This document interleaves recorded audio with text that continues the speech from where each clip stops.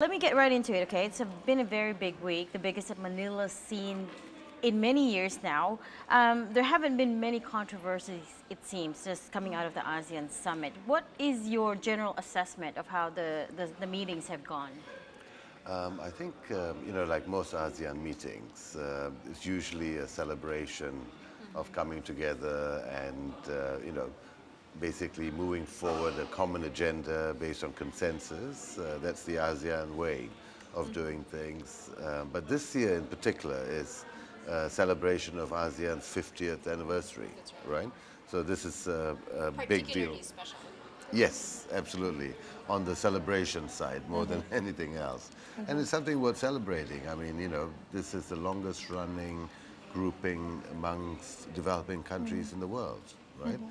So they've done well to have survived this long, but more than that, they have a lot of achievements.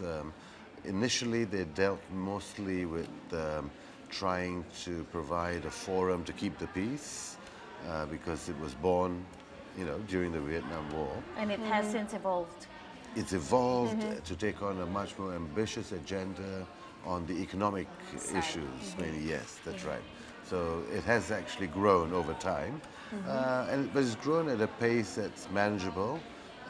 We've seen how in Europe, for instance, being overly ambitious can lead to fracture. Brexit is just one example, but there's other divisions that have taken place internally because of the overly ambitious agenda over a too short period of time. ASEAN has avoided that, right? So if I were to read between the lines, just for this particular summit that's happening right now in Manila, do I take it to mean you didn't have high expectations to begin with? Not really. I mean, I think the agenda this time has focused on inclusion. Yeah, trying to increase inclusive growth. We've seen this region growing very rapidly, but not enough of an impact on the poorest within these countries. Inequality is still a problem within countries and between ASEAN members. So I think it wants to deal with inclusion in the context of promoting MSMEs, right? Micro and small, medium enterprises, which is the backbone of a lot of these countries. Almost 90% of Philippines firms are MSMEs, so you kind of avoid or ignore them.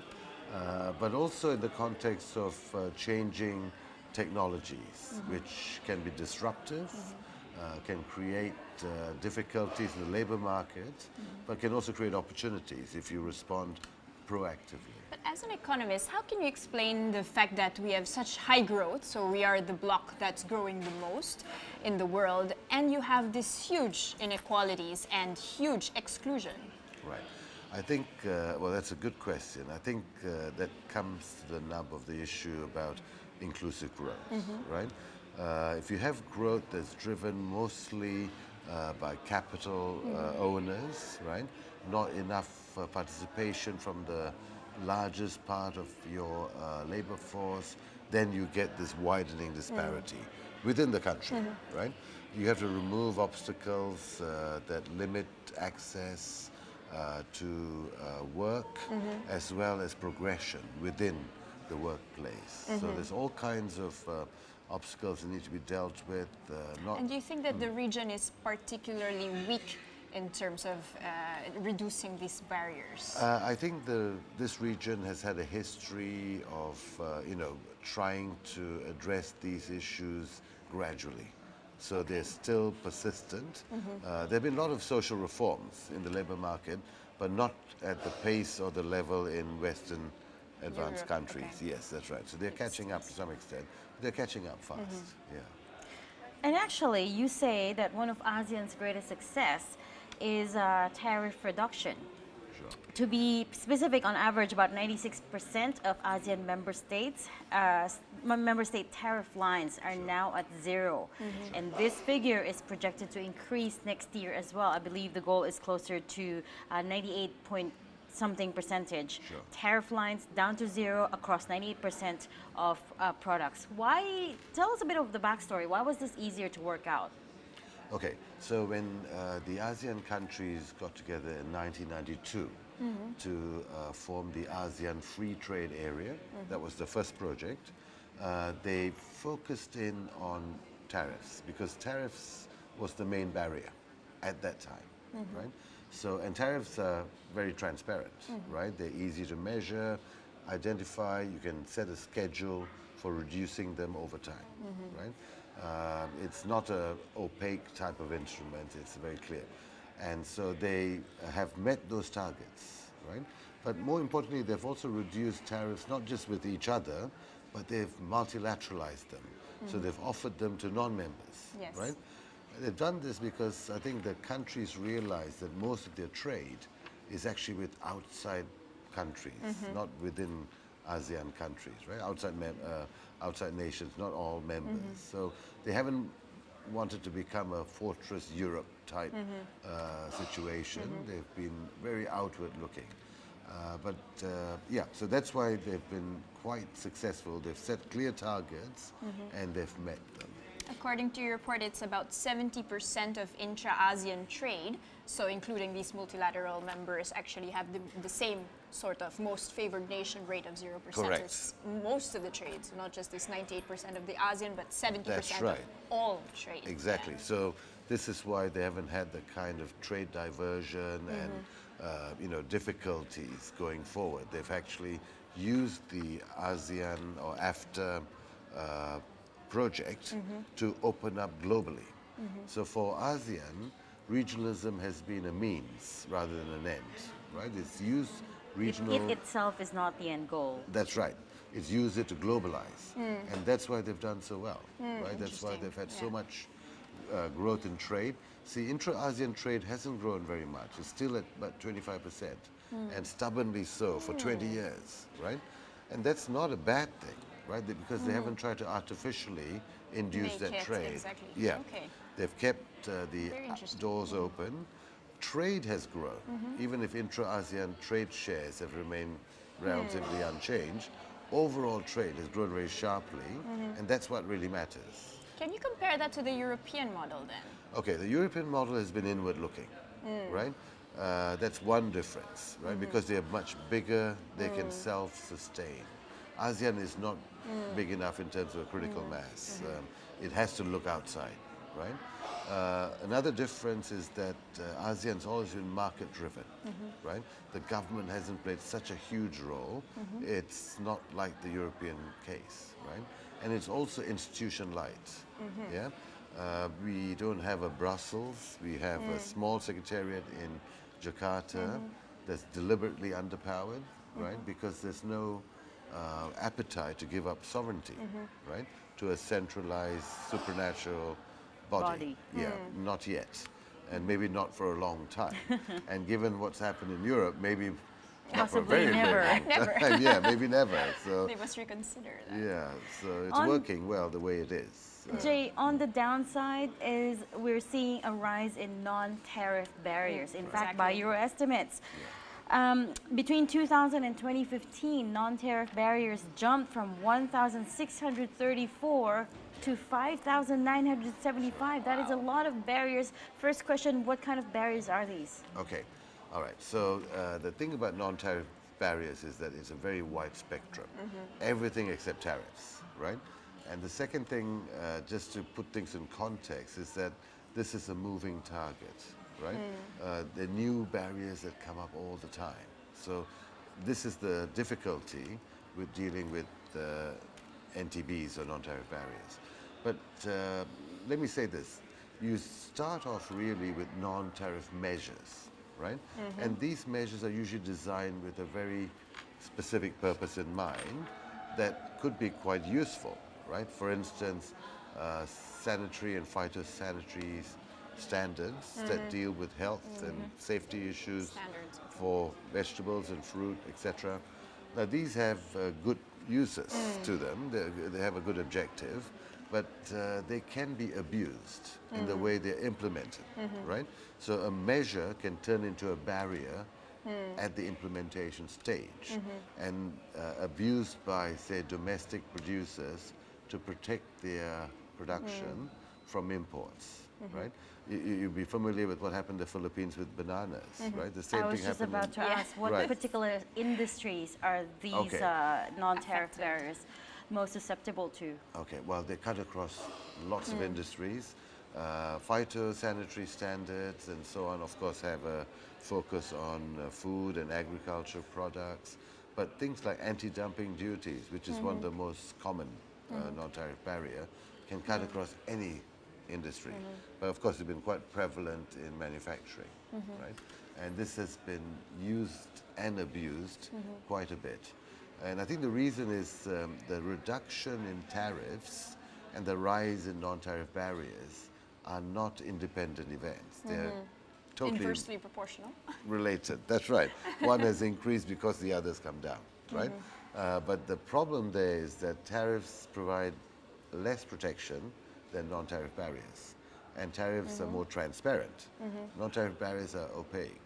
And so the problem ASEAN is dealing with now is, despite this huge success on tariffs, non-tariff these barriers barriers. Easier may to have, manipulate. yeah, may have more than But- offset it. That's the But do you challenge. believe that the growth in non-tariff barriers is driven by the fact that there's increased globalization, there's increased trade, and so you need much more measures, you need more quality control, you need more restrictive labor policies?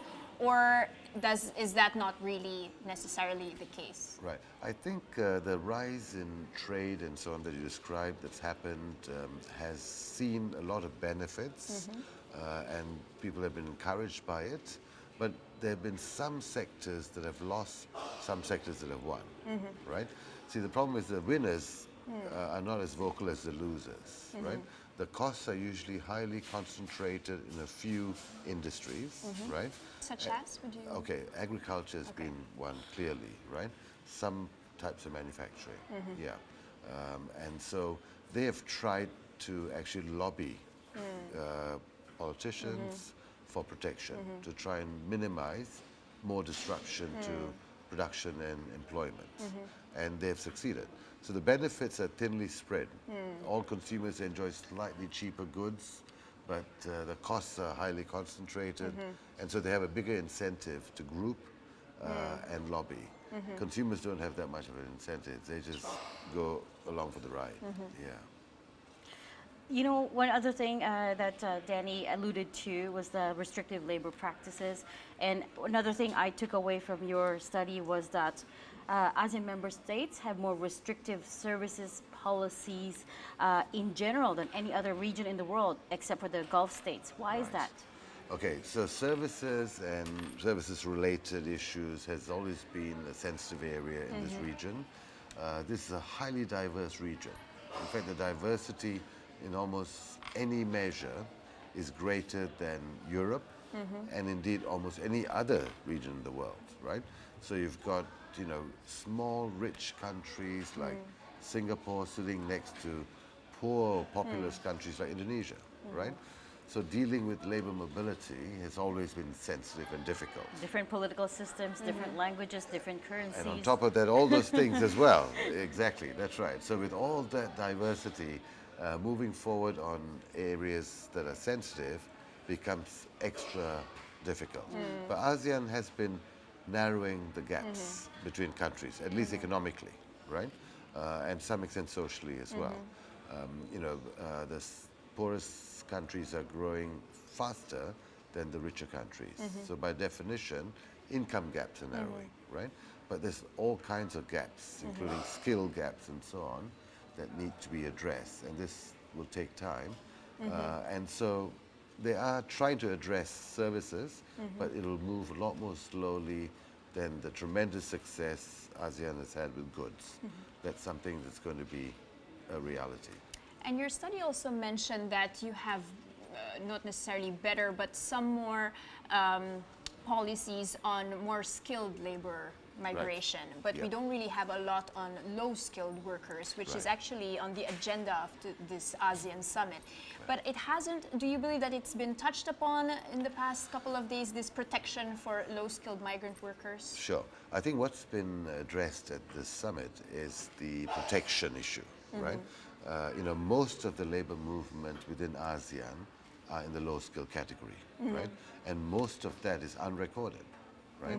And this is not an acceptable situation, not for sending countries or receiving countries, right?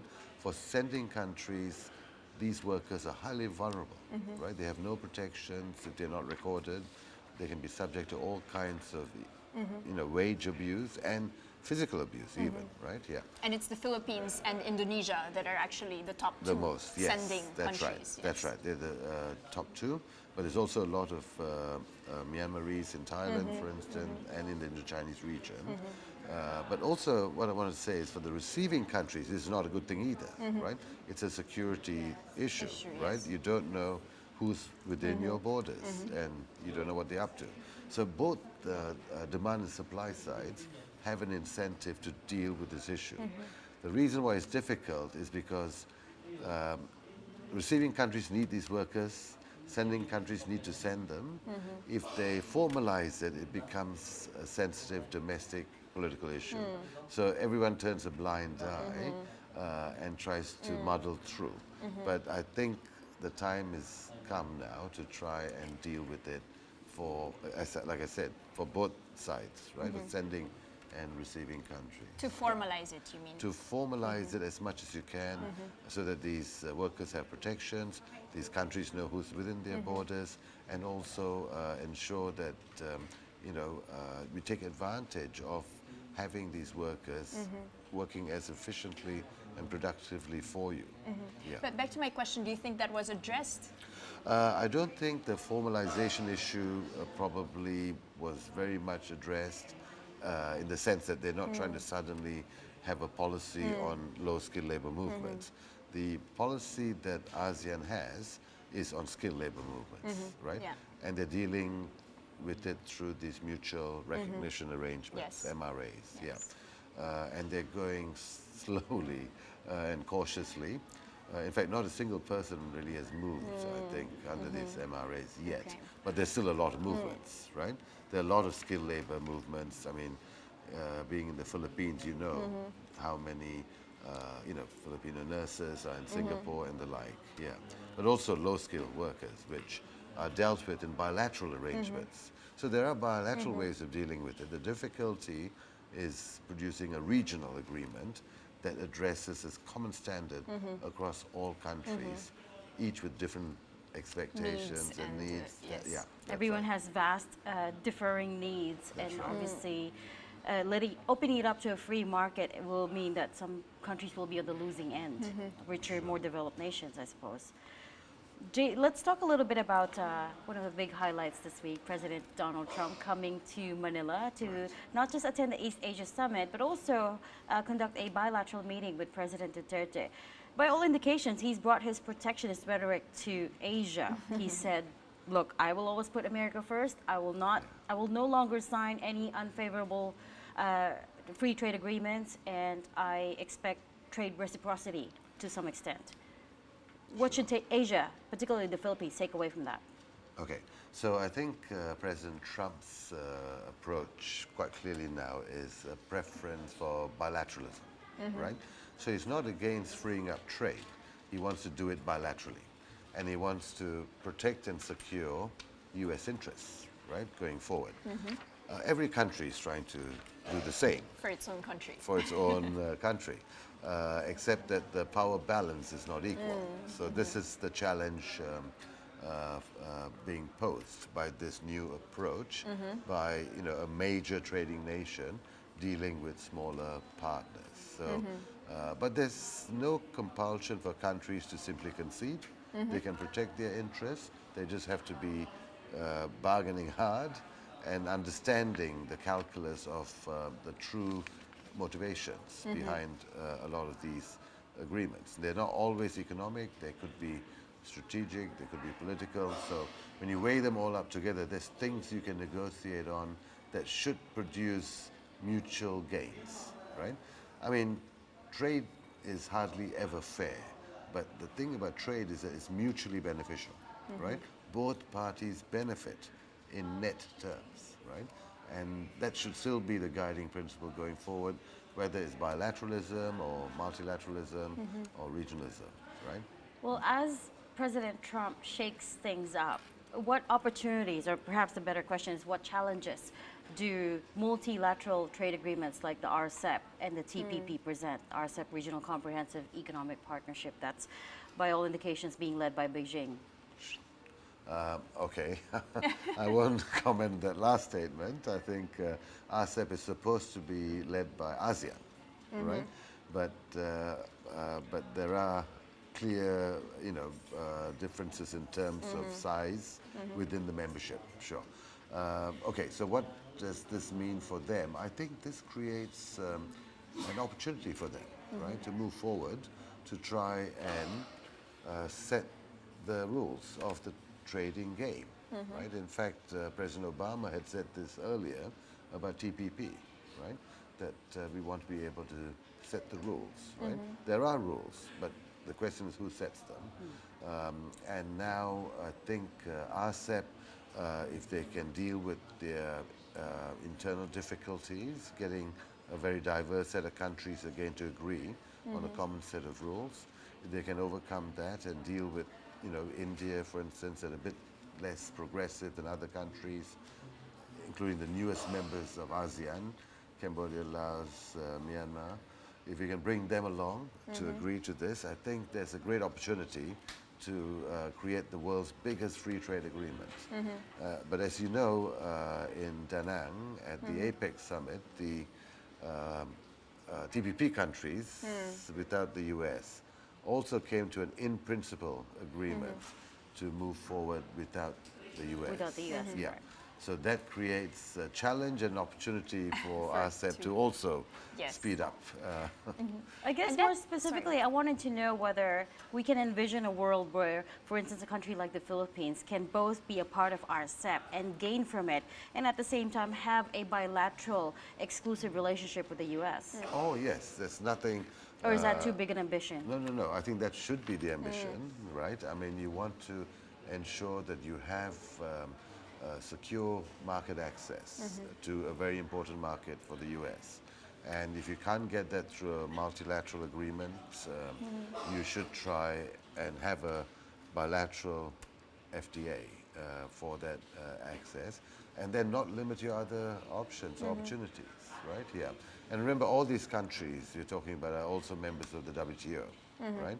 And although the WTO has been slightly dormant and in the background, they still set, the rules. Yeah, for trade, and they provide a fabulous dispute settlement mechanism. So when you do have difficulties, and every country will face them, you can go to an arbiter, present your case, and have it resolved. And that function, I think, is sometimes forgotten, but it's critical in ensuring a world that doesn't, melt down into a trade war every time you have difficulties with a trading partner. Yeah. So speaking of these trade blocs, what's the status on the AEC, so the ASEAN Economic Community, which was supposed to take place by 2015? We're already in 2018 already. Right.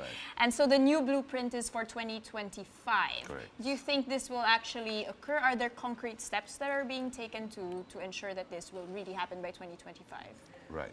So as you said, you're right. They wanted to conclude it in 2015. I think they knew they could never really get there, right? Remember, the first deadline was 2020, right? And they thought even that was too ambitious, so let's move it forward. If you're not going to get to 2020, let's move it forward to create momentum, right? Reform momentum. And they did do that, right? So now I think the wording is it was established, but In not principle. The qualifier being Again, in principle, it's but been not yet agreed on. implemented. Yes. It's been agreed on. Agreed on. So the 2025 blueprint is to implement it, right? And they have tried to deal with a number of these issues of non-compliance, right? But at the end of the day, ASEAN's modus operandus is not stick, it's carrot, right? They want to encourage countries to see the benefits of doing these things and hope that they will, right? So this has benefits. It avoids conflict, allows people to move at their own pace, but it also has risks, which is, things can slow down dramatically, there can be a lot of non-compliance, and there's no way of actually properly addressing that. Yeah. Exactly, as you were talking about earlier, there's no one institutional body quite like Brussels, like what Brussels is to the European Union. Sure. Although ASEAN does have a dispute settlement mechanism also that's been revamped for the AEC but never been used. You see, so it's not in the culture. That's the difference, yes. And it doesn't have the kind of resources to create huge institutional structures, right? Remember, the rich countries in ASEAN are tiny, right? Singapore, Brunei. We don't have a France or Germany to bankroll a Brussels, right?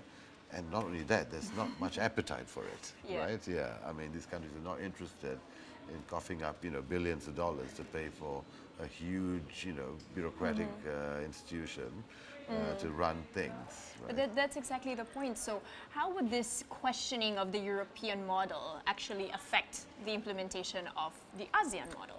I think the important lesson think she there, wants to know if some countries are having second thoughts about thoughts about coming together as an economic community after a lot of the effort European to come Union. together and maybe some breaking up at one point.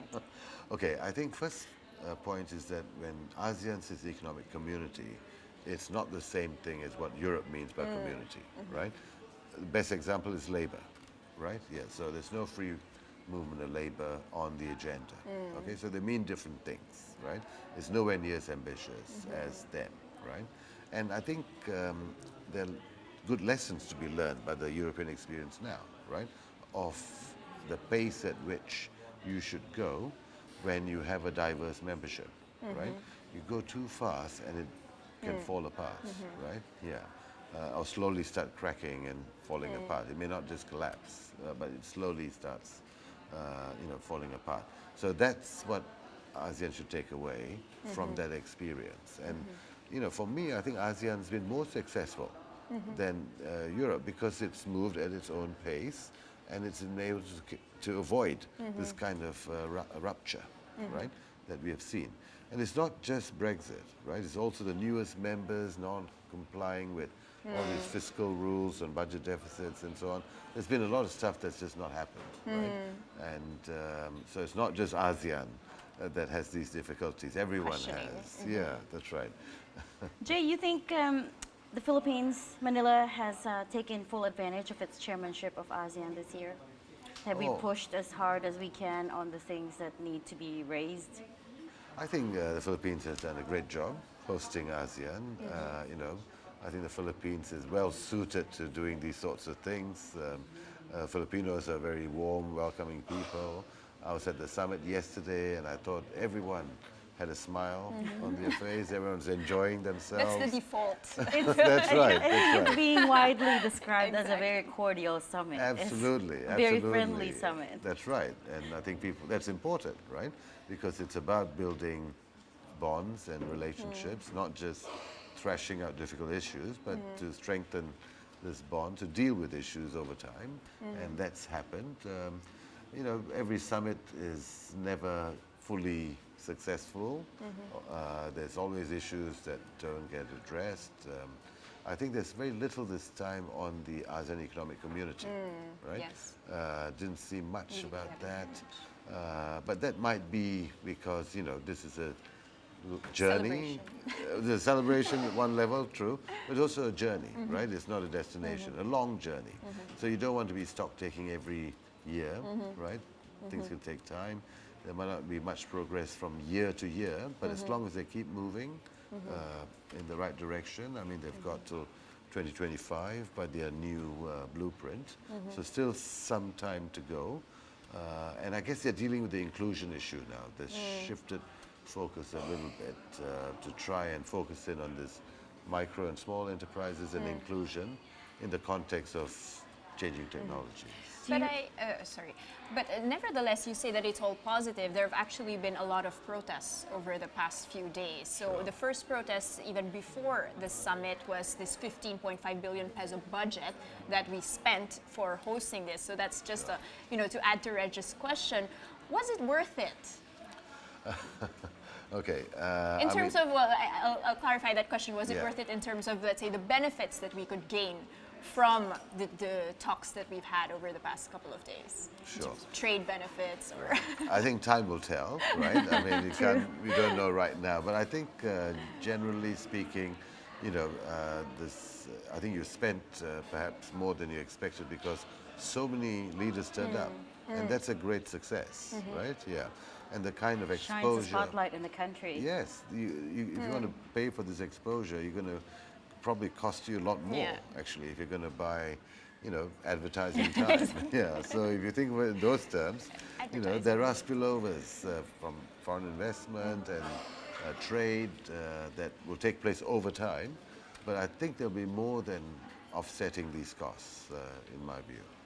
Jay, I want to talk about another area of expertise for the ADB. You've talked a lot and tackled the fourth industrial revolution, and I wanted your thoughts on how exactly that's going to impact a country like the Philippines that, of course, relies heavily on the BPO sector, on outsourcing. Sure. Automation and robotics, are they a real threat? Okay, automation, artificial intelligence, and all forms related to it, including robotics, is a reality. It's happening.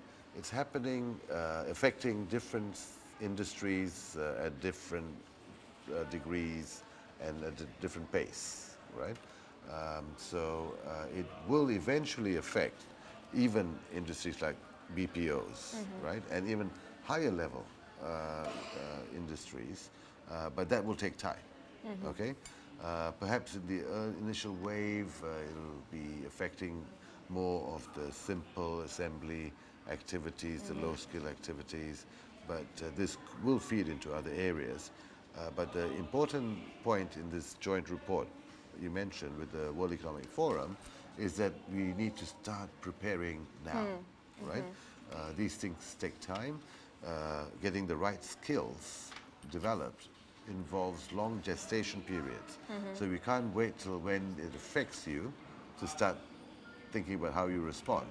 You've got to start preparing to respond way before it starts affecting you. And that's the main message coming out of this report with the World Economic Forum. Yeah.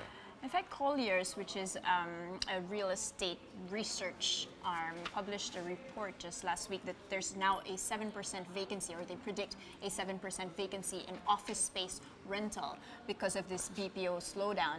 So do you think that there will be other sectors that are affected by this fourth revolution? I think it's going to cut across a lot of sectors going forward, right? Again, at a different pace in terms of, you know, how much impact it has in the short run versus the long run. But if, you know, you're well prepared to take advantage of it, the net effect will be positive, right? So that's, I think, the message from this report. And also a lot of recommendations within this report that show how countries can go about making those changes to take advantage of this. This will go, the embargo on this report will lift at 5 p.m. Manila time, and it'll be on the World Economic Forum website. So I encourage your viewers to get onto that website and please read the report. It has an executive summary that's very readable and just a couple of pages.